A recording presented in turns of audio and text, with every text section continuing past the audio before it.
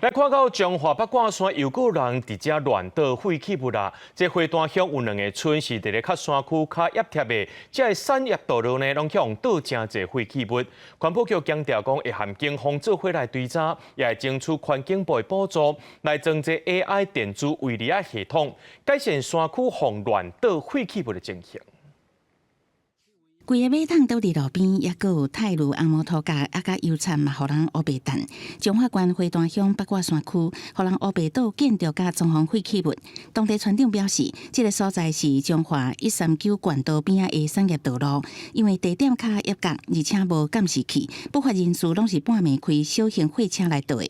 这个拍倒2届啦，这个算用小台车来倒，大台呢大台举头啊唔敢举，落个下啊拢即摆来倒落去，即摆来。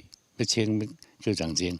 村长讲，当地乌白道毋是头一届，真济乌白道的所在有3位，其中一个是本来要做险车使用的。另外，隔壁盐石村大岭巷的步道拢出现真济废弃物。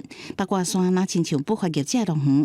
彰化县环保局表示，今年伫八卦山已经查到25件偷盗事件，其中10件有掠到行为人，拢依法开发，并要求清理恢复原状。后续会请警方调阅路口监视器追查，并加强山区的巡逻。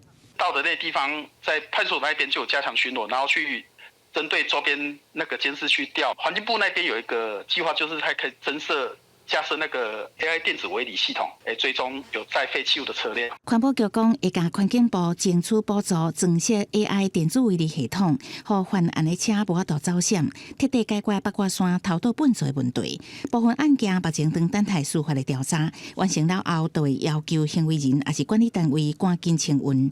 记者综合报道。